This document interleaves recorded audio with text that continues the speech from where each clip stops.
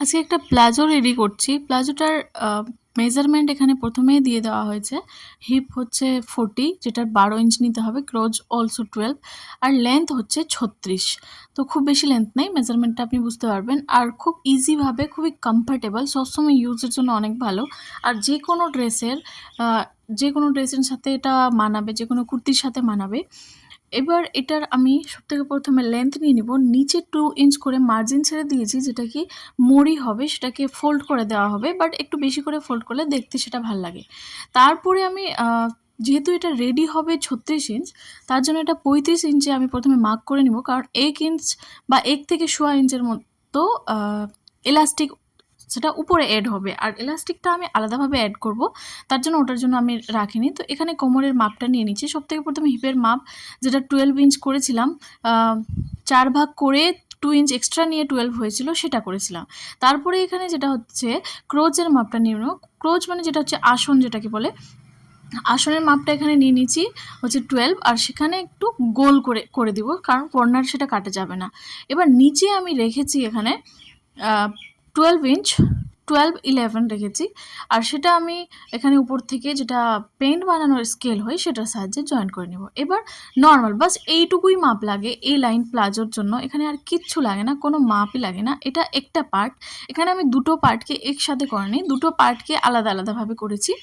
এটা first part আমার বেরিয়ে গেছে। এবার ফার্স্ট পার্টটাকে সেকেন্ড পার্টের উপরে রেখে আর সেকেন্ড পার্টটাকে কেটে নেব। যেটা খুবই ইজি, কোনো মাপ লাগে না, শুধু হিপের মাপ লাগে আর ক্রোচের মাপ লাগে।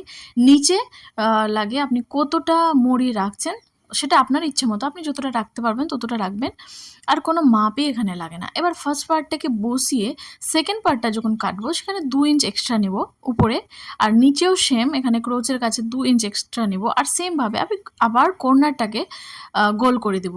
আর এটাকে এই পাশেই, খুব নিচে অবধি নিয়ে যেতে পাশে এটাকে জয়েন করে দিতে হবে, ব্যাস। এবার সেকেন্ড পার্টটাও রেডি, আর এ লাইন প্লাজোর কাটিং পুরোটাই হয়ে গেছে। এখানে আর কিচ্ছু নেই, কোনো কিছু কাটার মতো নেই। নিচে হচ্ছে মোড়ের কাছে যেটা আমি 2 ইঞ্চ এক্সট্রা রেখেছিলাম, সেখানে ভিডিওটা শ্যুট হয়নি, এখানেও সেম সমানভাবেই মাপ করতে হবে, আর সেটা হচ্ছে মুড়ে যাবে। তো এটা আমার 35 ইঞ্চ লেন্থ, এটা আমার রেডি হচ্ছে, আর 1 ইঞ্চের হবে এলাস্টিক, আর 1 ইঞ্চ এক্সট্রা রেখেছিলাম দু সাইডে হাফ হাফ ইঞ্চ করে মার্জিনের জন্য। এবার আমি দুটোর যে ক্রোচ আছে, দুটো পার্টকে একে উপরের উপরে রেখে দিব সোজা করে রাখার পর দুটোর ক্রোচকে জয়েন করে দিব। ভেরি সিম্পল এটার স্টিচিং আছে।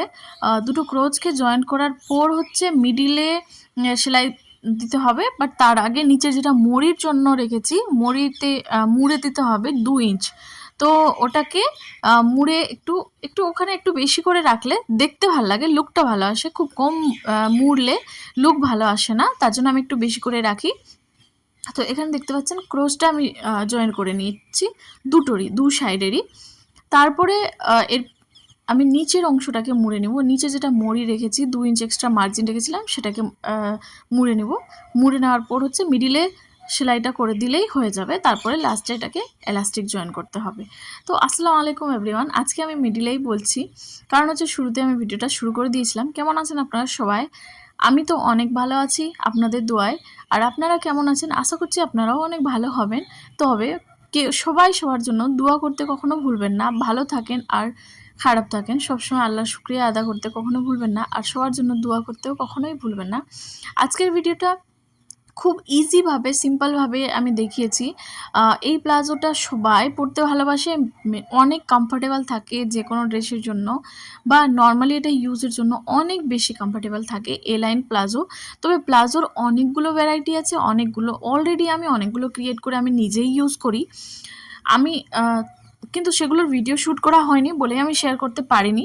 তবে আপনারা যদি ইন্টারেস্টেড থাকেন নতুন নতুন ডিজাইনের আলাদা আলাদা টাইপের প্লাজো দেখার জন্য, তাহলে সেগুলো আমি করে দেখাতে পারি। এখানে আমি দুটোই শেয়ার করেছি আমার চ্যানেলে।